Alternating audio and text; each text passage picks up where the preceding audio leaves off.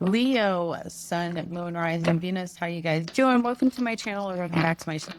This is Mystic Leo, and today we are going to do a very special reading that I came up with, and it is why you keep attracting the same person in different bodies. Like, why do you keep getting the same person over and over again? Okay, we'll see what's going on there with the attraction, so on and so forth. Okay. Please take what resonates for you. Leave the parts that do not if nothing resonates on this video and plenty of other videos. All I ask is that you please give it a like. Don't forget to sub. Come on back. Sing. Okay. Happy birthday to all the Leos. Happy birthday, Leo. I love you guys. All right. So we already have one card out. Who's the person, the archetype that you keep attracting, Leo? Let's see. Okay, Nine of Swords in reverse. Somebody who is trying to get over a childhood or a past. You get the wounded child. A lot of times you guys get the wounded child, okay? I might have to take this tracking off. This looks like it's going to be something that drives me nuts. I'm going to try, all right? I'm going to try. So this is the somebody who seems like they're okay, right? With Nine of Swords in reverse, like they don't have something going on. Maybe they seem kind of normal, or that they have been through something that they've healed from, but I don't think that that's true. So the shadow side of this wounded child is blaming dysfunctional relationship on childhood wounds, resisting moving on through forgiveness. So this is somebody who might blame a lot of other people, maybe even their parents, old partners, for why they had to leave, or why they acted the way they did, or why they do what they do. Okay. So I definitely feel like the excuses, this person is very much an excuse person. Like, you're the reason why I had to cheat, or I did this. Okay. So they come like they're not that way, but they are. Okay. Why are you attracted to this type of person? Let's find that out. Why is Leo attracted? Because they seem like they've achieved something. They seem like they've closed a chapter. They seem whole. They seem very well-rounded, like they've had experiences, they've been somewhere, they've done something, well-traveled, all of these types of things. They come off this way as if they've closed doors in their life, and like I said, they've moved on. Okay. Let me see if we got anything else. Why is Leo attracted to them? We also have the Nine of Wands. Yeah. Fixing. I think there's an element of that. Maybe you think that this person deserves a chance, right? Because they might come with a sob story. Oh, my parents were horrible. My life was this. Oh, my ex-girlfriend was that. Like, it's everybody else's fault. This clearly is a person who doesn't really take responsibility for themselves. Okay. So let's see. Why are they attracted to Leo? Why are they attracted to Leo? You know what? I'm gonna get an attribute card for you guys too, okay? Why are they attracted to Leo? Why are these people attracted to Leo, Sun, Moon, Rising, Venus? We have the gossip. Now, Lord, I don't know what that means. Let's see. Considerations for the feelings of others, honoring trust. So that would be the light attribute that they are attracted to in you. So it's like they feel like they can trust you. You're considerate of other people's feelings, understanding. In a light attribute, let me rephrase that. In the negative aspect of this is somebody who takes confidential information and talks shit about the person who has confided in them. Okay. But when you're not like that, let's say you are completely trustworthy, people spill their guts to you, people feel like you're a safe space, you think of other people's feelings, you put yourself in other people's shoes. So that's something they're definitely attracted to. Okay. I thought this thing would just follow my face. It feels like it's following everything I do. All right. Okay, why are they attracted to Leo? We have the high priestess. Also, you're mysterious. There's something about you that knows what they don't know. And so I think that that also is something that attracts them. You have this higher sense of self. You're more spiritual. You're more in touch with something that maybe they can't quite understand. You know, there's a, like I said, like a higher version of you that's very attractive to them. Okay. Now, what are you mistaking for compatibility? What is Leo mistaking for compatibility? What's Leo mistaking for compatibility? Five of Cups and the Devil. Trauma stories. Trauma stories. Capricorn. Maybe you get a lot of Capricorns, I'm not sure. But it's the trauma story. It is trauma bonding. I think that's what you mistaken for compatibility is that sadness that you can connect with that particular feeling with this person. And so it makes, you know, the both of you feel like there's some sort of understanding, but it's actually toxic. Okay. This toxic emotional connection over sadness is what makes you feel like, you know, that's what you're mistaking for compatibility. Okay. And now, listen, guys, this is why we say take what resonates for you, because this particular reading may not resonate for everybody. If I come and do this again in another week, that story might resonate for you. There could be parts of this that feel like, yeah, that fits me. So leave the parts that do not, okay? This isn't going to be everybody's story. Now, let's see. What red flag or pattern are you being asked to recognize more soon? Okay, sooner. What are you being asked to recognize? What's Leo's being asked to recognize more soon? Okay. I think you're being asked to recognize more soon. You have the Two of Wands, the King of Pentacles, and the Ace of Wands. I think you're being asked to recognize more soon when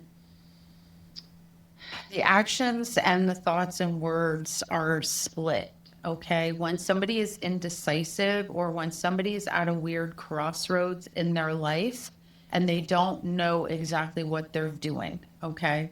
I think it's important to state that a Two of Wands is a very important crossroad of people's lives. So if somebody's saying one thing, right, and doing another here, I think that that potentially is the pattern or the red flag that you need to notice. Okay. This person is always in between something in their life or not quite sure what they're going to do or the direction they're taking. Okay, my love. I just want to clarify just a little bit. Anything else?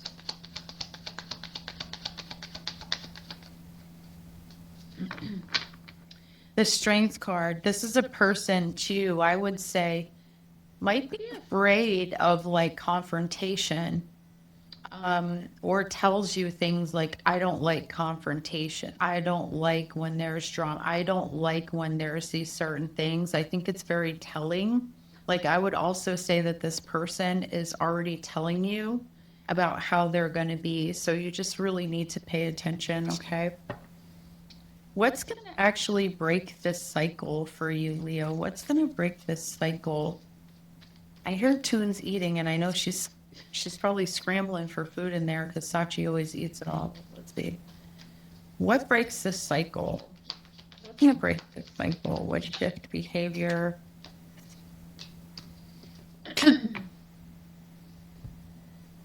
Maybe get a couple of clarifiers. What's going to break this cycle? Okay. Some of you will actually need to work with somebody because maybe there's some underlying stuff. You have the King of Cups. It does talk about people who are compassionate. We have the Three of Pentacles too. So we might be looking at a situation where somebody emotionally connects with us and understands and works with us. So some of you might actually need a bit of, support, therapy, whatever you want to call that, in order to get yourself straight here, Nine of Cups, and realize like your own happiness, your own value within yourself. Okay. I think that there's an element of a next level of your self-love journey. like,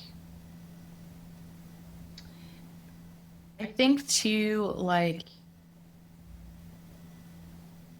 the shift of putting yourself first, like I get putting yourself first is a big thing here for you too. Okay, guys, like you being first instead of any like other people being first. I think maybe too, there could be some sort of like breaking a habit of always working with people to try to help them feel better. That could be a thing as well. But sometimes these things are not recognizable unless we have a great group of people here, like Three of Pentacles joining a group, something like that, that helps to give us feedback. But you have to be open to it. And that's definitely like a King of Cups energy, because the King of Cups is emotionally secure in themselves. So as somebody says, hey, Anna, I need to speak to you. You know, I noticed that you do this thing all the time. You get these guys and they're like this, that, and the third. You know, do you recognize this?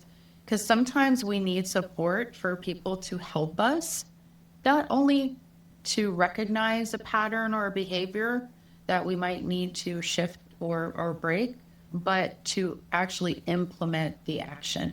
Okay. All right. Let's see. What does love look and feel like once you stop repeating this pattern? Let's see that. What does love look like for Leo once they stop repeating these patterns? What kind of love shows up for Leo? What kind of love shows up for Leo? This Petunia? No. Hey. No, that's rude. You have something to scratch on. Okay. What does love look like? It looks calm. Six of Swords. It's that calm energy. It's the card right after drama. It's the card right after contention and fights and arguments. It's calm. It's peaceful. It's somebody who doesn't need to look back. They're moving forward. Okay. We have the Emperor and we have the Queen of Swords. There's a definite energy here. The Emperor is responsible. It is foundational. It is reliable. It is dependable. It is somebody who is standing in their power, male, female, whatever that, whatever your compatibility is. Okay, fam? And it's also Queen of Swords. The love looks honest. It looks real. It looks like you two can talk. You can be like deep with each other here, but it feels supportive. It is a level of trust, and peace here. So I really feel like it feels like the person who has your back. It feels like the person who would fight people for you. You know what I'm saying? It feels like the person who would literally fight people for you. It feels like you could be yourself with this person. Okay. I don't think you have to doubt anything in this energy here. Let's see what else we got.